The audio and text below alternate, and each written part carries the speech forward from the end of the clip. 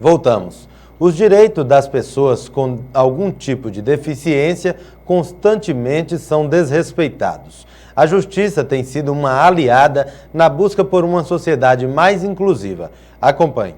Glicélio viveu um tempo em que cegos escreviam com ferramentas bem específicas. Isso aqui chama punção e esse chama reglete.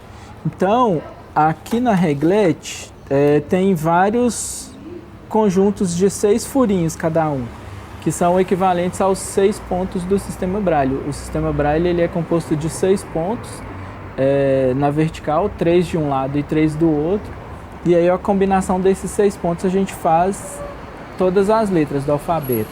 Antes da era dos computadores e da impressão em braille, até na lei, o tratamento às pessoas com deficiência era bastante diferente. Em constituições passadas, nós já existíamos na figura do inválido, do excepcional. O texto, né, da Constituição, as constituições que tivemos no passado, elas tratavam a pessoa com deficiência com outras terminologias, mas já existia.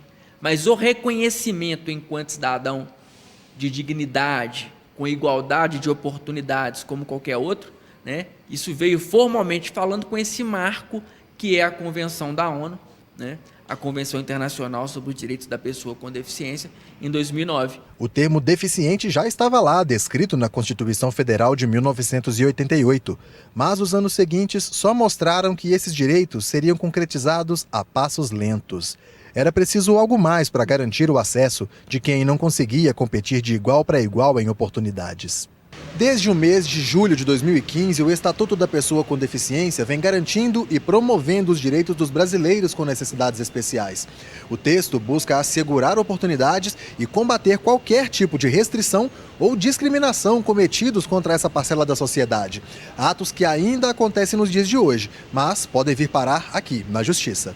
Foi o que Glicélio precisou fazer quando um edital de concurso público exigiu de candidatos com deficiência uma comprovação que se mostrava abusiva.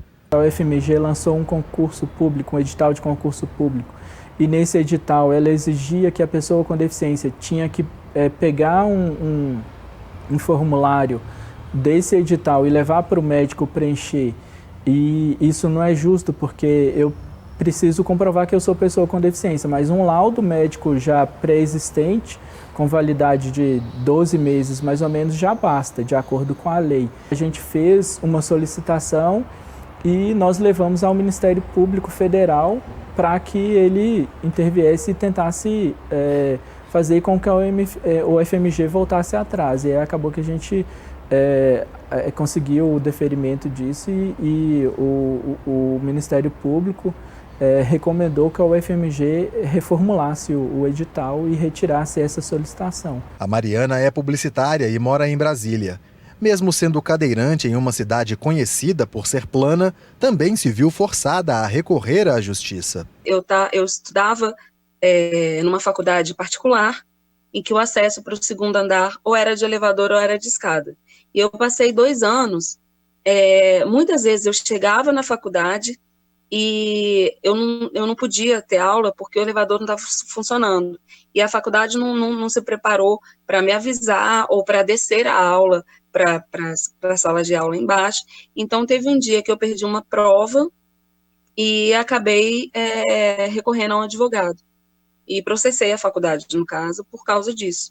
Mariana acredita que a luta por acessibilidade depende de informação e solidariedade. Porque a questão principal, ao meu ver, de superar o obstáculo, é você entender a acessibilidade de uma forma geral.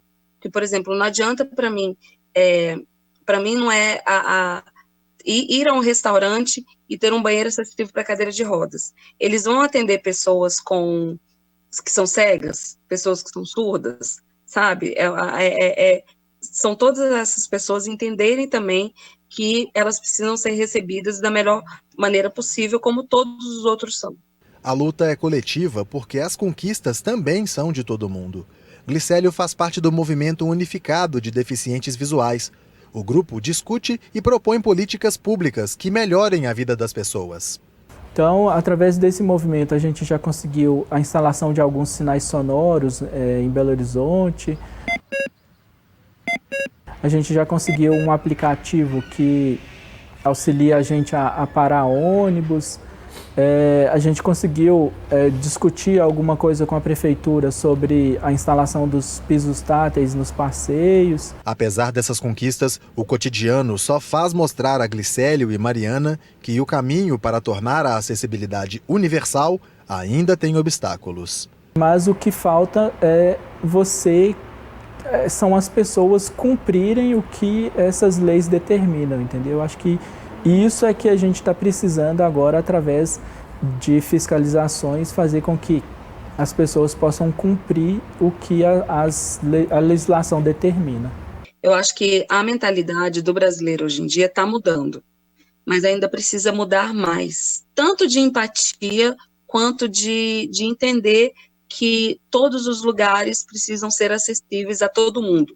E o todo mundo engloba também pessoas com deficiência. Os casos de descumprimento podem ser registrados em boletim de ocorrência. É importante ela registrar, documentar o fato, fazer um boletim de ocorrência junto à autoridade policial, documentar o fato, pegar testemunhas no local, né? Eu brinco que a pessoa com deficiência, enquanto a gente está nesse momento de transição para se efetivar direitos, tem que ter um dossiê, tem que andar com uma pastinha na mão, tem que produzir provas a todo tempo, porque se não se resolver na via administrativa, que é onde a gente sempre tenta a primeira solução, o Poder Judiciário ele vai ter que dar esse amparo.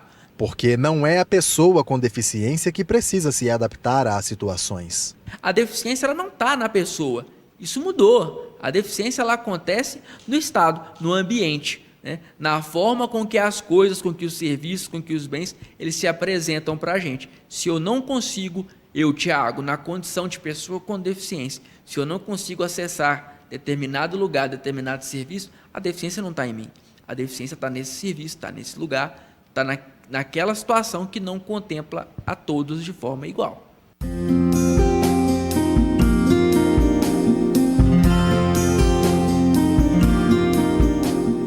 A seguir, homem é acusado de feminicídio em Joaquim Felício.